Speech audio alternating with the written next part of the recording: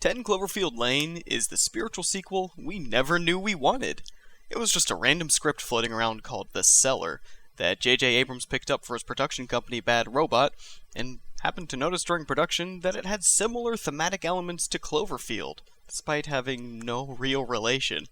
After being touched up by Damien Chazelle and given to a first-time director after Chazelle left to film Whiplash, and purportedly having a budget that was a fraction of the still relatively small budget of its namesake, who would have thought the resulting film would be fucking great? Seriously, though it's not getting nearly the buzz Cloverfield had, despite an attempt at a similar, obscure, viral marketing campaign, nor the reputation it ended up with, nor is it making nearly the money it did, this film is miles better than the already pretty good film it's been tied to. It's tightly scripted, it's tense, and it drew me in like very few movies I've seen in a while have. Every aspect of this film is great, and serves to add to the creeping, tense atmosphere. The cast is small, but each actor is perfectly cast. Mary Elizabeth Winstead proves that she's got real acting chops here. Let's be real, what's she known for up to this point? Scott Pilgrim and Abraham Lincoln Vampire Hunter? Don't get me wrong, I enjoy both of those movies, but they didn't exactly give her the best chance to showcase her dramatic range. John Gallagher Jr., whom I'd never seen before, killed it too. And John Goodman, oh man, John Goodman. He is a fantastic actor, and this is legitimately one of his best performances, skillfully portraying a rather complex character. At turns nice and helpful, and unsettling and unstable, with realistic subtleties that give the character some interesting depth, and really help to make the script come alive on screen. And that script is damn good, too. Yes, the actors did a good job with what they were given, but they were characterized very well in the writing, too. Winstead's character probably had the most complete and fleshed out arc, given she's the protagonist we're following, but the others have backstories, motivations, and development too, and they're all believable, complex, and interesting. The plot they're thrown into is equally complex and interesting. Despite mostly being confined to one small location, there is a lot going on here. This movie doesn't underestimate the audience's intelligence. There are tons of little details and elements that must be discovered rather than being shoved in our faces.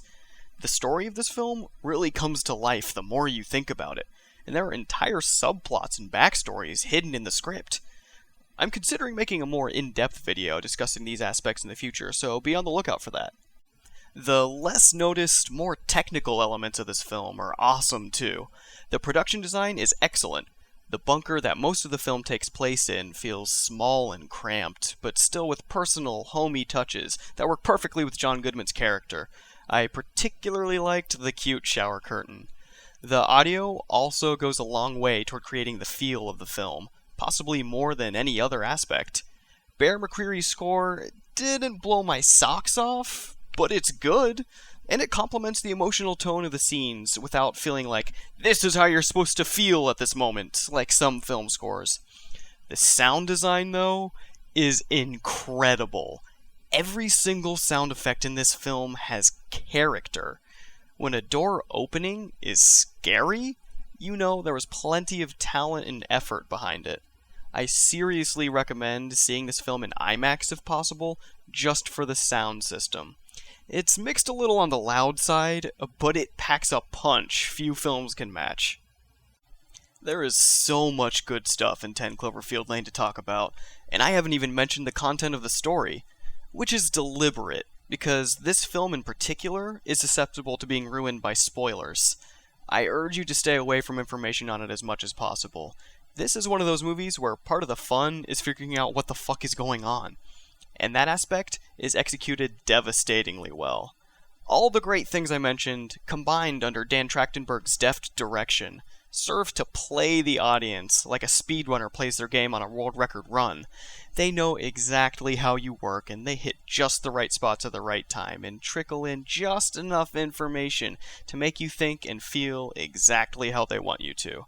And not in a way that feels cheap or deceitful. It's actually delightful, and I think Hitchcock would be flattered by comparisons to this movie.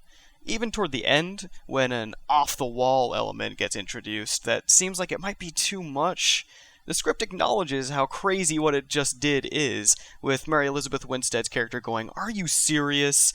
to let you know it knows what it's doing. and then it makes it work. This film is not getting nearly enough praise, in my opinion. Every piece of it is crafted superbly and is put together just right.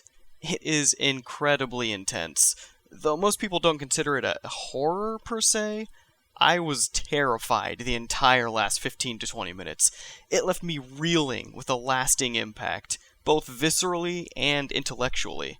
I actually lost sleep the night after I saw it because I couldn't stop thinking about it. If this is the continuation of what is to become a franchise, and Abrams and the rest of the producers continue to do as good of a job of picking teams to create these films as they did for this one, I am all for it.